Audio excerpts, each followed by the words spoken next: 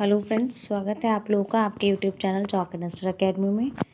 आइए शुरू करते हैं अपनी क्लास। आज का हमारा पहला सवाल है, भारतीय संविधान के किस अनुच्छेद में 6 से 14 आयु वर्ग के बच्चों के लिए निःशुल्क व अनिवार्य शिक्षा का अधिकार शामिल किया गया है? तो इसका सही जवाब होगा ऑप्शन नंबर डी, अनुच्छेद 21A। हमारा अगला प्रश्न है, क्रैशमर ने व्यक्ति को निम्न में से किस प्रमुख प्रकार में वर्गीकृत किया है? कृशकाय, सुडोलकाय, गोलकाय या फिर ये सभी? तो इसका सही जवाब होगा हमारा डी ऑप्शन, ये सभी। हमारा अगला प्रश्न है, टीईटी का उद्देश्य निम्न में से किसका मापन है? बौद्धिक क्षमता, अभिक्षमता, अभिवृत्ति या मूल्य? तो इसका सही जवाब होगा बी ऑप्शन, अभिक्षमता। हमारा अगला प्रश्न है, संघनन का सिद्धांत निम्न में से किसकी व्याख्या करता है? अधिगम, स्मृति, अभिप्रेरणा या सृजनात्मकता? तो इसका सही जवाब होगा स्मृति। हमारा अगला प्रश्न है, निम्न में से कौन सी शिक्षा मनोविज्ञान की व्यक्तिनिष्ठ विधि है? सर्वाधिक व्यक्तिनिष्ठ विधि है। तो इसका सही जवाब होगा फर्स्ट ऑप्शन, अंतर्दर्शन की विधि। हमारा अगला प्रश्न है, अल्बर्ट बंडूरा निम्न में से किससे संबंधित है? सामाजिक अधिगम सिद्धांत, व्यवहारवादी सिद्धांत, संज्ञानात्मक सिद्धांत या मनोलैंगिक विकास? तो इसका सही जवाब होगा फर्स्ट ऑप्शन, सामाजिक अधिगम का सिद्धांत। हमारा अगला प्रश्न है, अधिगम वक्र में पठार बनता है?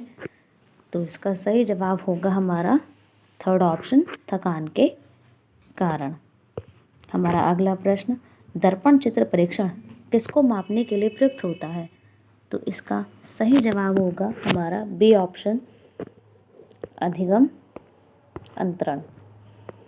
हमारा अगला प्रश्न, क्लाउड पिक्चर टेस्ट निम्न में से किसके मापन में प्रयुक्त होता है? बुद्धि, व्यक्तित्व, अभिक्षमता या अभिरुचि? तो इसका सही जवाब होगा हमारा बी ऑप्शन, व्यक्तित्व।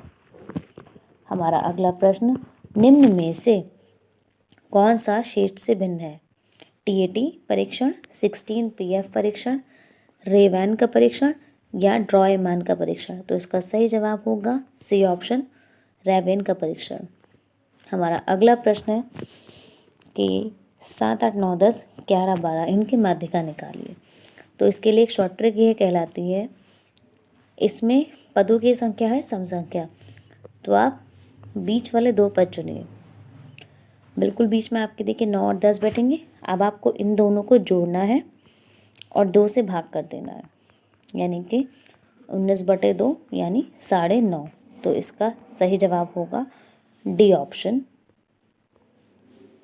9.5। यदि पदों की संख्या विषम संख्या हो, जैसे कि सपोज मान लीजिए आपके पास पद है, आपके पास 7, 8, 9, 10, 11, तो इसका सही जवाब हो जाएगा फिर 9। कहने का मतलब यह है कि पदों की संख्या सम हो तो जो बीच वाले दो पद हैं उनको जोड़ के आधा कर दीजिए, और अगर पदों की संख्या विषम हो तो जो बिल्कुल मध्य वाला पद है वही आपका उत्तर होगा। लेकिन एक बात का ध्यान रखिएगा कि आपके सभी पद या तो अवरोही क्रम में लगे हों या आरोही क्रम में, नहीं तो आपका उत्तर गलत हो जाएगा। हमारा अगला प्रश्न, सूझ या अंतर्दृष्टि के सिद्धांत का प्रतिपादन किसने किया? तो इसका सही जवाब है सेकंड ऑप्शन, गेस्टाल्टवादी मनोवैज्ञानिक। हमारा अगला प्रश्न, मैकडूगल के अनुसार प्रत्येक मूल प्रवृत्ति से संबंध होता है? तो इसका सही जवाब होगा सेकंड ऑप्शन, संवेग। हमारा अगला प्रश्न, पूर्व अनुभव के आधार पर संवेदना को अर्थ प्रदान करना कहलाता है? हमारा इसका सही जवाब है सेकंड ऑप्शन, प्रत्यक्ष ज्ञान। हमारा अगला प्रश्न है, 5 वर्ष की मोहन की मानसिक आयु 8 वर्ष है, तो इसकी बुद्धि लब्धि कितनी होती है? बुद्धि लब्धि निकालने का एक फॉर्मूला होता है, वो है कि intelligence question is equals to mental age upon chronicle age into 100, यानी कि बुद्धि लब्धि बराबर मानसिक आयु बटे में वास्तविक आयु गुणा 100। जैसे कि यहाँ पे मोहन की मानसिक आयु है 8 वर्ष और उसकी वास्तविक आयु है 5 वर्ष, इसको 100 से गुणा कर दीजिए। 5 से कट जाएगा 20 बार और 8 दूनी 16 यानी कि 160 यानी कि सेकंड ऑप्शन इसका सही जवाब होगा।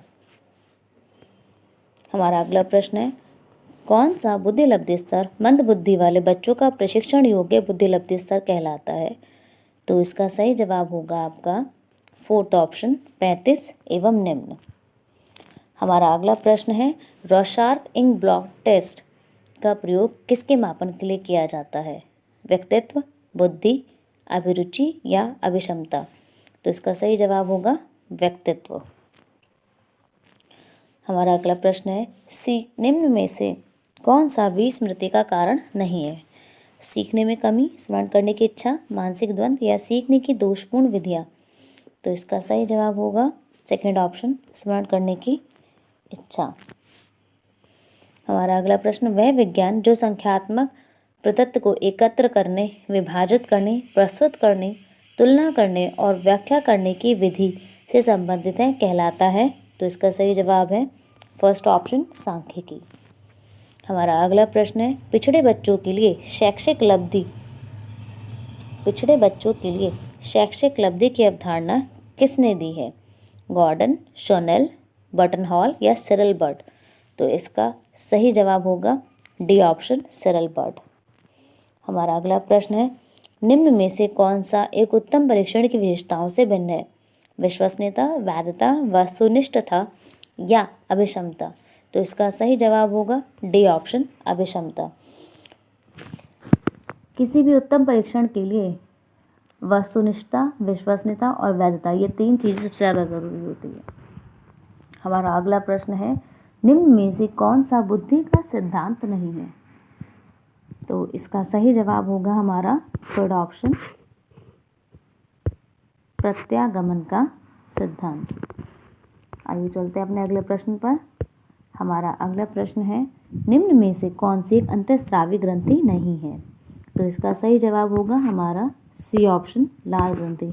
Adrenal gland, Piyush gland and thyroid gland, ये सारी आपके शरीर के अंदर स्थित होती है। तो ऑब्वियस सी बात है अंतःस्रावी ग्रंथियाँ हैं, अर्थात इनसे स्रावण जो होता है आपके शरीर के अंदर होता है, बट लाल ग्रंथि से आपके मुंह में होता है।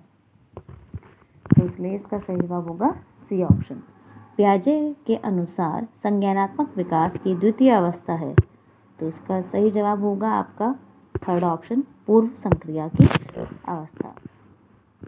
हमारा अगला प्रश्न है, शारीरिक विकास को प्रभावित करने वाले कारक कौन सा है? वंशानुक्रम, वातावरण, खेल एवं व्यायाम या ये सभी? तो इसका सही जवाब होगा ये सभी। वंशानुक्रम का भी काफ़ी हद तक पड़ता है, लेकिन वातावरण और खेल व्यायाम का शारीरिक विकास पर प्रभाव बहुत ही ज़्यादा पड़ता है, तो इसलिए इसका सही जवाब होगा ये सभी। अगला प्रश्न, बुद्धि लब्धि की गणना का सही सूत्र कौन सा है? लीजिए आ गया बुद्धि लब्धि का सूत्र हमारा। तो इसका सही जवाब हो गया फर्स्ट ऑप्शन, मानसिक आयु बटे वास्तविक आयु गुणा 100। हमारा अगला प्रश्न है, चिंतनशील सोच की चर्चा इनमें से किसने की है? तो इसका सही जवाब है डेवी।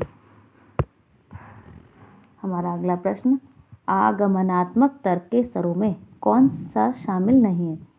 अवलोकन, प्रयोग, सामान्यीकरण या कल्पना? तो इसका सही जवाब होगा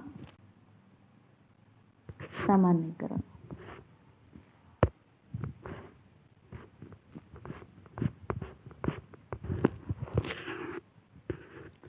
हमारा अगला प्रश्न है, सीखी गई बात को धारण करने और पुनः स्मरण करने में असफल होना कहलाता है? सीखी गई बात को धारण करना और पुनः स्मरण करने में असफल होना, ये कहलाता है आपका विस्मरण। हमारा अगला प्रश्न है, मूल प्रवृत्ति की एक प्रमुख विशेषता है जो पाई जाती है मनुष्य में, बिल्ली तथा चूहों में, सभी प्राणियों में तथा ये जन्मजात व प्राकृतिक होती है या केवल कलाकारों में? तो इसका सही जवाब होगा सी ऑप्शन, सभी प्राणियों में तथा यह जन्मजात एवं प्राकृतिक होती है। आज के लिए बस इतना ही, मिलते हैं आप अपनी अगली क्लास में। Please share, like, watch and subscribe our videos. Thank you.